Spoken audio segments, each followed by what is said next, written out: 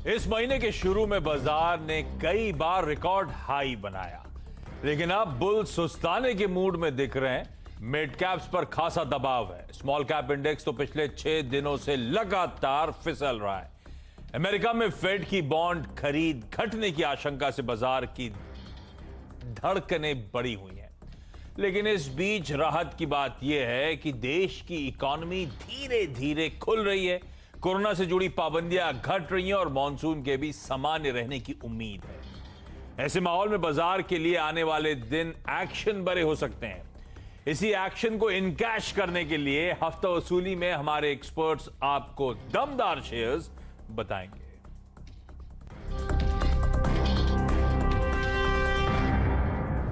तो हफ्ता वसूली हफ्ते का पहला ट्रेडिंग सेशन, देश के जाने माने एक्सपर्ट्स आपको आपकी स्क्रीन पर नजर आएंगे जो हम लोग की मदद करने वाले। तो बेहतरीन पिक्स और उसके पीछे की समझाइश दोनों आपको आपकी स्क्रीन पे नजर आएगा। एक्सिस सिक्योरिटीज के राजेश पालविया, ट्रेड बुल्स के सच्चिदानंद उत्तेकर और एलकेपी सिक्योरिटीज के गौरव बिस्सा, आप तीनों का स्वागत है। क्विकली भारतीय बाजार स्क्रीन पे लेकर आइए डॉक्टर साहब, उसके बाद बातचीत की शुरुआत कर देंगे। तो एक्सपायरी वीक है ये, मंथली एक्सपायरी, अगस्त वायदा की एक्सपायरी, उस वीक की शुरुआत बेहद वॉलेटाइल नोट पे होती हुई आपको आपकी स्क्रीन पे नजर आएगी। और जहां खुले थे आज बढ़िया ग्लोबल संकेत थे। बढ़िया इसलिए कह रहा हूं क्योंकि यूएस में फ्राइडे को अच्छी मजबूती थी, तो वो जो थर्सडे के फेड मिनट्स के बाद टेपरिंग का, यानी कि फेड की जो बॉन्ड खरीद प्रोग्राम है उसको रिड्यूस करने का डर था, तो लिक्विडिटी सकआउट होगी, वो मूड बिगड़ रहा था। पर फ्राइडे को यूएस मार्केट्स उन दिक्कतों से उभरे, स्ट्रेंथ दिखाई। और आज भी डाउ फ्यूचर्स ध्यान रखें 125 पॉइंट की मजबूती के साथ ट्रेड कर रहे हैं। तो बढ़िया ग्लोबल संकेत थे, अक्रॉस एशिया बाइंग थी, तो हम भी गैप के साथ शुरुआत करी। जहां खुले लेकिन दिन के हाईज वही थे, 140 अंकों की मजबूती थी शुरुआती टिक्स में, अगर आपको याद हो। उसके बाद मुनाफा वसूली आई और सीरियस मुनाफा वसूली थी। 140 पॉइंट ऊपर वाला निफ्टी 50-55 पॉइंट नीचे चला गया। इंट्राडे चार्ट्स निफ्टी का दिखाई डायरेक्टर साहब, और उन 50-55 पॉइंट के लोस से अब हम धीरे धीरे उभरने की कोशिश कर रहे हैं। 50-60 पॉइंट की मजबूती के साथ निफ्टी 1/3% की बढ़त के साथ इस समय कामकाज करता हुआ। तो मूड बिगड़ा हुआ है अक्रॉस द ग्लोब। आज रिस्क ऑन ट्रेड्स वापस टेबल पर हैं। अक्रॉस एशिया बढ़िया बाइंग है, लेकिन हम बहुत वोलेटाइल हो रहे हैं। और पिछले हफ्ते की 2 दिक्कतें थी। निफ्टी बैंक का अंडर परफॉर्मेंस वो अभी भी कंटिन्यू हो रहा है, हालांकि लोअर लेवल से निफ्टी बैंक इंप्रूवमेंट दिखा रहा है। कुछ देर पहले 1/3% का निफ्टी बैंक पे दबाव था, और अब इंट्राडे चार्ट दिखाइए इसका निफ्टी बैंक का, और अब लोअर लेवल से निफ्टी बैंक में रिकवरी, लेकिन अभी भी अंडर परफॉर्मेंस। और दूसरा मिड कैप स्मॉल कैप्स की पिटाई। वो पिटाई इंडेक्स से तो फिर भी इतनी नजर नहीं आएगी, मार्केट ब्रेथ से। वैसे इंडेक्स भी कमजोर है, mid cap index 0.5%, small cap 1% नीचे है, लेकिन 1:4, 1:5 का रेशियो आज फिर हर एक बढ़ने वाले के सामने 5 से 6 स्टॉक्स हैं जो कमजोरी के साथ, दबाव के साथ पिटाई झेल रहे हैं। और ये ब्रेथ पूरे पिछले हफ्ते इसी तरह की डिटोरिएटेड थी। पूरे पिछले हफ्ते निफ्टी बैंक में गिरावट देखने को मिली थी। तो वो जो इंडेक्स मैनेजमेंट और बाकी के बाजार की हालात वो वैसे के वैसे जस के तैस इस हफ्ते की शुरुआत में भी नजर आ रहे हैं। और ये अच्छे संकेतों के बीच भी इसी तरह का मूड माहौल कंटिन्यू होता हुआ हमारे बाजार में। तो राजेश जी, ये क्या हो रहा है? ये हम संभल क्यों नहीं पा रहे? Good afternoon Ashish ji. तो बिल्कुल आपने सही बताया कि इंडेक्स मैनेजमेंट ही हो रहा है। अगर इंडेक्स को देखेंगे तो आपको एक अलग पिक्चर दिखेगी, और ब्रॉडर मार्केट और मार्केट ब्रेड देखेंगे तो एक अलग पिक्चर दिखेगी। बैंकिंग फाइनेंशियल हालांकि दबाव में है, जिसका कि एक रीज़न है कि एक पूरे बाकी सभी सेक्टरों में भी प्रेशर देखने को मिल रहा है। एफएमसीजी, आईटी, ये 2 सेक्टर एक क्लियरली विनिंग सेक्टर है, और यहीं पे एक अच्छा कॉन्सेंट्रेटेड बाइंग मार्केट में देखने को मिल रहा है। तो जो इंडेक्स मैनेज हो रहा है वो एफएमसीजी और आईटी स्टॉक्स के बदौलत हमें निफ्टी 16,500 पे दिख रहा है। अदरवाइज बाकी मार्केट को अगर हम इवेल्युएट करें और बाकी स्टॉक्स में जिस तरीके से करेक्शन हुआ है उसको देखें तो इंडेक्स करीब ये 16,300 के नीचे भी ट्रेड करता हुआ दिखता, अगर आईटी और एफएमसीजी कहीं सपोर्ट नहीं देते तो ये तो रहेगा, वॉलेटिलिटी रहेगी। हमें लगता है कि ये एक्सपायरी के नज़दीक हम पहुंच रहे हैं और पूरा महीना ही उठा पटक का रहा है, तो लगता है कि एक्सपायरी तक भी इसी तरीके का मूड माहौल रहेगा। बहुत ही कॉन्सेंट्रेटेड बाइंग देखने को मिलेगी। सिलेक्ट स्टॉक्स में ही आपको फोकस करना होगा जहां पे अच्छी बाइंग बन रही है। गौरव, बिल्कुल सही। और ये एक्सपायरी का वीक है तो वोलेटिलिटी के लिए हम लोग ब्रेसअप कर रहे थे, लेकिन आज एक होप थी कि कुछ बाउंस बैक नजर आएगा। वो बाउंस बैक स्क्रीन पे आया, टिक नहीं पाया, अब रिकवरी आ रही है, लेकिन गौरव वो क्लियर साइंस ऑफ डिस्ट्रीब्यूशन है। ब्रॉडर मार्केट्स में पेन एविडेंट है। ऐसे में आप लोग कैसे बाजार को अप्रोच कर रहे हो? Good afternoon Ashish ji. अगर आप निफ्टी का देखिए, जैसे आप चर्चा कर रहे थे, तो एक या दो सेक्टर है, स्पेशली निफ्टी आईटी जो है, जिसका एक सपोर्ट आ रहा था। निफ्टी मिड कैप स्पेस जो है वो अभी भी दिक्कत में ही। और अगर आप रेशियो देखेंगे Nifty mid cap divide by Nifty 50 का, तो वो रेशियो भी आपका फॉलिंग में ही है, इन द सेंस कि यहाँ पे जो अंडर परफॉर्मेंस है वो क्लियर कट आपको देखने मिल रहा है निफ्टी मिड कैप में। तो आगे जाके मुझे यही लग रहा है कि मेजरली एक ब्रॉडर मार्केट में जो पेन है वो बरकरार रहेगा। एक बाउंस आपको मे बी शायद टेक्निकल बाउंस आपको देखने मिल जाएगा, काफ़ी ज़्यादा स्टॉक्स है ओवर सोल्ड लेवल्स पे है, तो एक स्मॉल टेम्पररी बाउंस आपको देखने मिल जाए। बट ओवरऑल मैं ये कहूँगा कि यहाँ पे one still needs to be cautious, चाहे वो इंडेक्स की बात की जाए, चाहे वो मिड कैप्स की बात की जाए। यहाँ पे जो साइंस, जैसे आपने कहा क्लियर कट साइंस है डिस्ट्रीब्यूशन का, तो यहाँ पे स्टॉक स्पेसिफिक रहिए, छोटे स्टॉप लॉस छोटे टारगेट के प्ले कीजिए, क्योंकि अगर आप होल्ड करते हैं कि स्टॉप लॉस हो गया, मैं फिर भी होल्ड करता हूँ, जो था कि नहीं होल्ड करो ऊपर आ ही जाएगा, वो समय बदल चुका है। ऊपर जाने के बजाय अब जो स्टॉक्स है वो काफ़ी प्रेशर में आ रहे हैं, तो ऐसा ना हो कि आपका पोर्टफोलियो जो है वो एकदम मार्केट के बाहर चला जाए। तो यहाँ पे मैं सलाह वही दूंगा मैं कि निफ्टी और मिड कैप्स दोनों में आप यहाँ पे कॉशियस रहिए। ऊपर अगर कोई मिलता है, पोर्शन आपके पास है, तो ट्रेम करते रहिए। थोड़ा सा कॉशियसली, खैर तो पता ही है हम लोग को, पिछले 1-1.5 हफ्ते से बिल्कुल क्लियर है, बहुत कॉशियसली इस बाजार में हमको ट्रेड करना है, कैरिड अवे नहीं होना है, अपने रिस्क का असेसमेंट करते रहिएगा। और क्लियर कट हाइडिंग पॉकेट्स हैं बाजार में, IT, selectively pharma, selectively FMCG, वो डिफेंसिव्स की तरफ बाजार मूव करता हुआ। सचिन, एक इजी सा सवाल था, ये निफ्टी वायदा की अगस्त एक्सपायरी कहां हो रही है?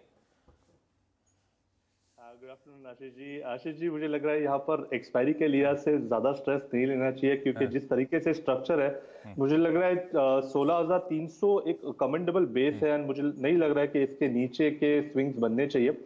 इनकेस अगर डिस्टॉर्शन होना है तो मुझे लग रहा है वो पर्टिकुलर बेस ब्रेक होना काफी इंपॉर्टेंट होगा। बट ओवरऑल अगर हम 2 महीने देखें, जून जुलाई स्पेशली से कंपेयर करें, तो अगस्त काफी इंटरेस्टिंग रहा है एंड काफी स्ट्रांग रहा है, जहां पर पार्टिसिपेशन लार्ज कैप एंड पे ज्यादा प्रोमिनेंट है। सो जिस तरीके से स्ट्रक्चर है, मुझे लग रहा है यहाँ पर डरना नहीं चाहिए।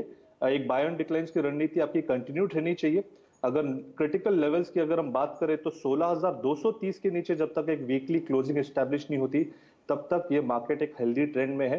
एंड मुझे लग रहा है जल्द ही जैसे ही हम 16,560 का लेवल निकाल देंगे, तो 16,680 के आसपास के स्विंग्स बनने की प्रोबेबिलिटी भी ज्यादा है।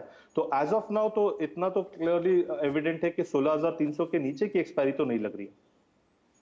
560 निकाला तो 680, और 16,300 के नीचे नहीं जाएंगे। और 16,300 कई लोग मान रहे हैं बड़ा इंपॉर्टेंट स्तर है, वो ब्रीच हुआ तो थोड़ा मामला और गड़बड़ा जाएगा। ठीक है, तो इस डिफाइंड टेरिटरी में देखते हैं एक्सपायरी कहां होती हुई नजर आती है, और एकदम वॉक द टॉक है। तो 6 कॉल्स हैं हफ्ता वसूली में आज, इस हफ्ते के लिए शुरुआत में 6 के 6 बाय कॉल्स हैं, और लार्जली उन्हीं कंसंट्रेशन पॉकेट्स में टारगेटेड। तो आईटी, फार्मास्यूटिकल्स, एफएमसीजी की वो बेट्स नजर आएंगी। सचिन, आप ही शुरुआत कर दीजिए, पहला पिक कौन सा जो कन्विक्शन में ज्यादा बेहतर हो आपके लिए? आशीष जी, मैं हाईलाइट करना चाहूंगा मिड कैप में से महिंद्रा लॉजिस्टिक्स को पहले, क्योंकि ओवरऑल अगर हम यहाँ पर पेन पॉकेट देखें तो मिड कैप्स में काफी एक अच्छा करेक्शन आ चुका है पिछले 3 हफ्तों में। एंड अगर हम महिंद्रा लॉजिस्टिक्स का स्ट्रक्चर देखें तो उसी पर्टिकुलर 3 हफ्तों में ये स्टॉक ऊपर की और आ रहा है, तो यहाँ पर क्लियरली एक आउट परफॉर्मेंस रही है।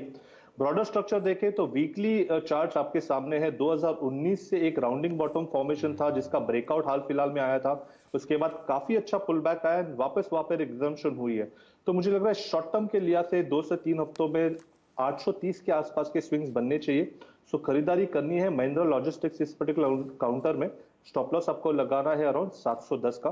मुझे लग रहा है काफी अच्छी डिफाइंड आउट परफॉर्मेंस है, एंड ये पर्टिकुलर आउट परफॉर्मेंस कंटिन्यूड रहनी चाहिए। वाह, वो चार्ट में क्लियरली नजर आ रहा है राउंडिंग बॉटम और उसका ब्रेकआउट होता हुआ। तो अगले 2 से 3 हफ्तों का लक्ष्य आपकी स्क्रीन पर 830 तक ये स्टॉक महिंद्रा लॉजिस्टिक्स जाता हुआ नजर आएगा। खरीदारी करने के मौके, स्टॉप लॉस स्क्रीन पर नोट डाउन करिए। पालविया सर, पहला बेट कौन सा?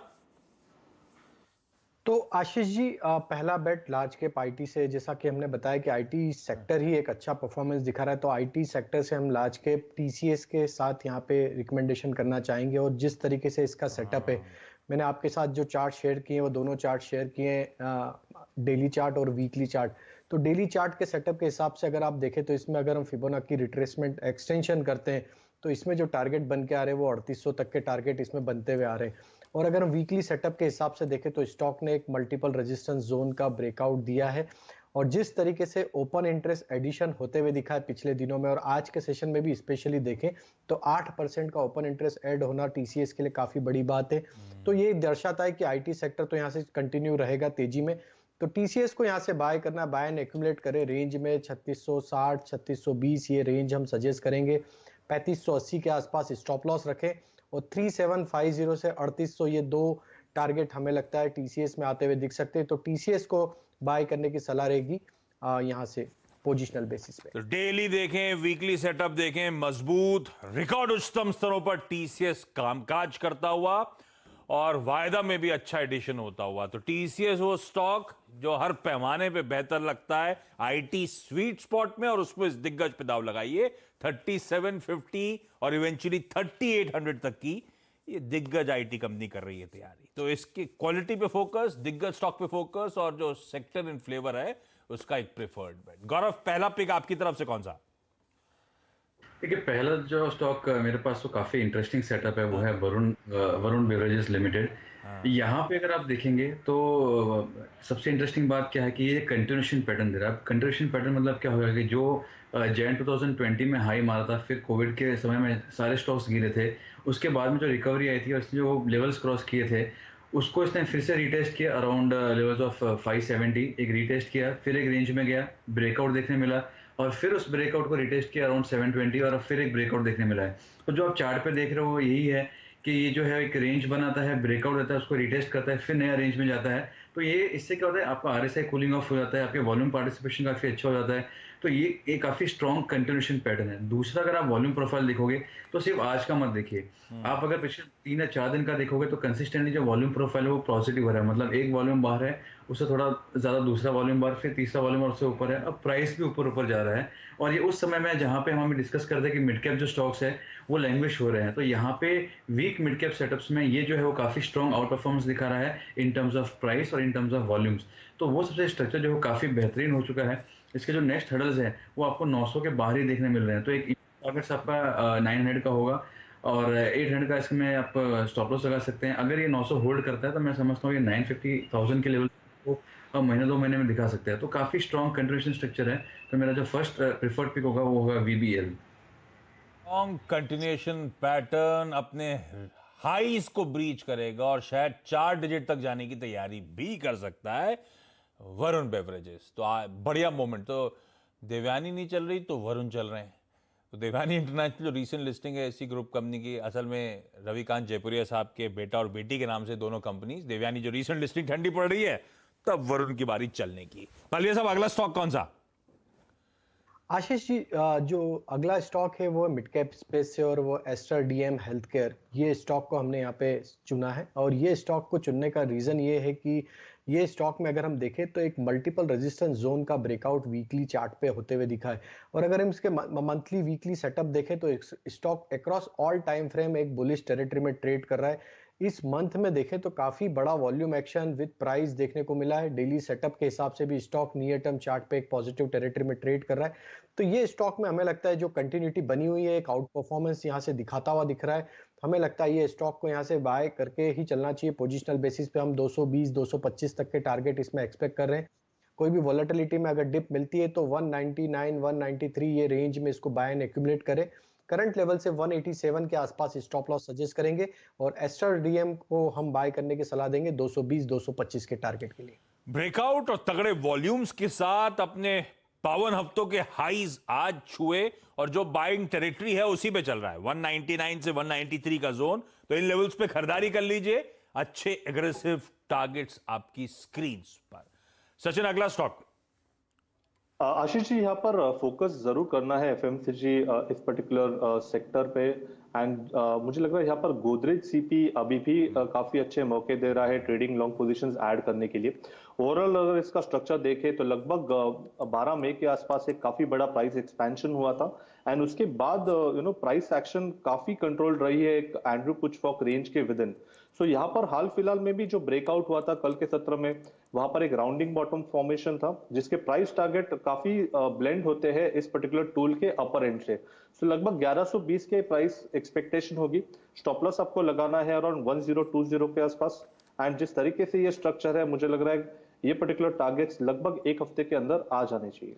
वो तगड़ा ब्रेकआउट हुआ था क्योंकि नए सीईओ अपॉइंट हुए थे सुधीर सीतापति साहब, उसके बाद वो तगड़ा मोमेंटम स्टॉक में और अब वापस लग रहा है धीरे धीरे और तेजी तूल पकड़ेगी। तो इस गोदरेज सीपी को रडार पे रखेंगे। और क्विकली आज का छठा स्टॉक बता देता हूं, गौरव के पास जा रहा हूं, वरुण बेवरेजेस। उसके बाद गौरव अगला बाय पिक कौन सा है?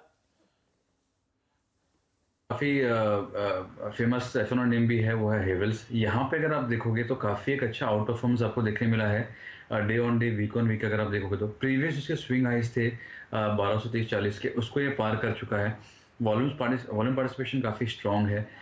दूसरा अगर आप इसको आवली टाइम फ्रेम में अगर देखोगे तो एक अच्छा खासा एक रेंज ब्रेकआउट आपको देखने मिला था 1230-1225 लोअर एंड में और 1265-70 अपर एंड में, उसको ब्रेकआउट आपको देखने मिला है। इसमें एक स्मॉल रिटेस्ट भी आपको देखने मिल चुका है आवली टाइम फ्रेम में। तो कहने का मतलब ये है कि इमीडिएट बेसिस पे भी स्टॉक जो है वो अच्छा है और कुछ फ्यू डेज होल्डिंग के लिए अगर कहा जाए तो वो हिसाब से भी हेवल्स जो है वो काफी बेहतरीन लग रहा है। तो यहाँ पे जो पार्टिसिपेशन है इन वीक मार्केट्स, चाहे अगर आप देखो जब निफ्टी 50-60 पॉइंट्स डाउन था तभी भी ये यही लेवल्स पे ट्रेड करता। कहने का मतलब है कि आउट परफॉर्मेंस जो है ये आवले बेस पे भी देखने मिल रहा है, डेली बेस पे देखने मिल रहा है। तो जो स्टॉक आउट परफॉर्म कर रहा है उसको अगर आप बाय करते हैं तो आपके पास हमेशा क्वेश्चन रहता है और प्रोबेबिलिटी ऑफ विनिंग ट्रेड ज्यादा हो जाती है। तो यहाँ पे 1240 के स्टॉप लॉस से आप बाय कर सकते हैं। 1340 के जो होंगे इसमें टारगेट्स होंगे। रैंक अंडर परफॉर्मर था ये स्टॉक अपनी इंडस्ट्री में और लॉकडाउन के बाद से क्या री रेटिंग होना शुरू हुई है और वापस प्रीवियस हाइज को निकालने की तैयारी। और हैवल्स खरीदना है 1340 के लक्ष्य आपकी स्क्रीन पर। क्विकली बता देता हूं आज के 6 बाय कॉल जो हैं, Godrej consumer, Mahindra logistics, Varun beverages, Havells, TCS और एस्टर डीएम। इन सारे स्टॉक्स में खरीदारी करने का मन, सारे स्टॉक्स के स्टॉप लॉसेस प्लीज इस वोलेटाइल मार्केट के लिहाज से नोट डाउन करिएगा। लेकिन एक्सपर्ट्स की बढ़िया पिक्स आप लोगों की स्क्रीन पर। राजेश जी, सचिन जी, गौरव जी, आप सबका बहुत बहुत धन्यवाद जुड़ने के लिए। क्विकली छोटा सा ब्रेक के उस पार एक quick market check.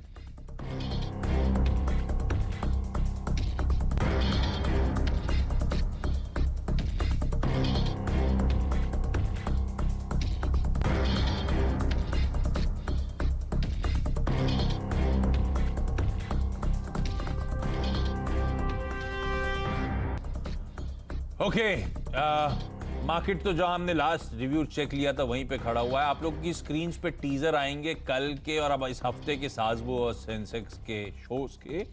Reach out करिएगा या फिर मेरे ट्विटर आईडी के थ्रू हमें रीच आउट करिएगा। आप लोग की ज्यादा से ज्यादा क्वेरीज अब कल से लेकर थर्सडे के बीच में हम लोग रेस करने की करेंगे कोशिश। एचडीएफसी बैंक के वो कार्ड्स डिवीजन की जो प्रेस कॉन्फ्रेंस चल रही है उससे रिलेटेड डिटेल्स आपकी स्क्रीन पर। तो मार्केट शेयर इंपैक्ट हुआ था आरबीआई के रोक लगाने से। बैंक कॉन्फिडेंट आने वाले 2-3 महीने में हालात पटरी पे लौटते हुए नजर आएंगे। इस नोट पर आज के शो में इतना ही। ब्रेक ले रहा हूं, ब्रेक के उस पार अगली प्रोग्राम।